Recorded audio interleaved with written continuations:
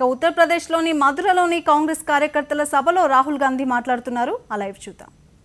सेब की बात हो रही है, कोई लोग सोचेंगे अमेरिका की बात यहाँ क्यों कर रहा है, कोई लोग सोचेंगे कंपनी की बात क्यों कर रहा है। तो मैंने सोचा मैं उसका प्रयोग नहीं करूंगा, मगर कहानी अच्छी थी तो मैं आपको बता देता हूं।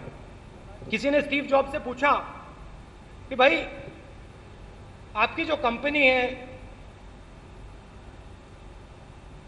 पहले खत्म हो गई थी, कुछ थी नहीं, बची नहीं, इसको आपने खड़ी कैसे की, खड़ी कैसे हुई है।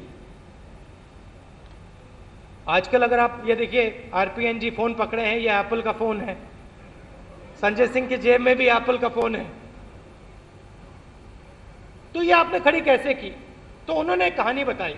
उन्होंने कहा कि जब मैं छोटा था मेरा एक पड़ोसी हुआ करता था और वो बुजुर्ग से थे, तो मैं उनके यहाँ जाके खेलता था और एक दिन उन्होंने मुझे कहा कि मैं तुम्हें कुछ दिखाना चाहता हूँ।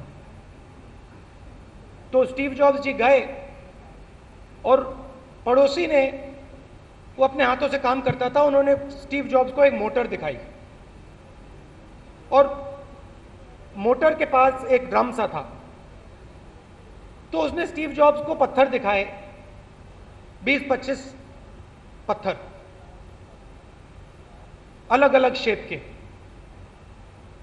और उन्होंने कहा देखो मैं तुम्हें जादू दिखाता हूं। 6-7-8 साल का था बच्चा स्टीव जॉब्स। तो उसने उसमें मोटर में ये पत्थर डाल दिए और मोटर ऑन कर दी और फिर कहा ठीक है अब तुम घर जाओ। तो स्टीव जॉब्स ने कहा भाई ये क्या जादू हुआ, तुमने मोटर दिखा दी, तुमने मोटर चालू कर दी, तुमने कहा घर चले जाओ। तो उसने कहा नहीं नहीं नहीं, इस जादू में टाइम लगता है, अब कल सुबह आना। तो स्टीव जॉब्स आया अगले दिन और उसने कहा उससे कि मोटर को बंद करो, मोटर बंद की। उसने कहा ड्रम को खोलो, ड्रम को खोला, और फिर उसने कहा पत्थर निकालो। और स्टीव जॉब्स ने जब पत्थर निकाले तो वो सब के सब पत्थर एक ही शेप के हो गए थे और सब के सब पत्थर चमक गए थे। तो उसने, स्टीव जॉब्स ने उनसे पूछा भैया ये इसका मतलब क्या है।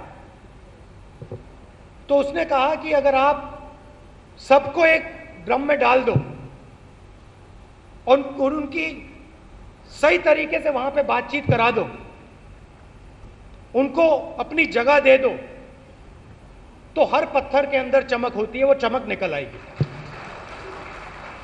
तो वही मैं चाहता हूं कि आप लोग करें। यहां पे अलग अलग विचारधारा है, ये आरएसएस नहीं।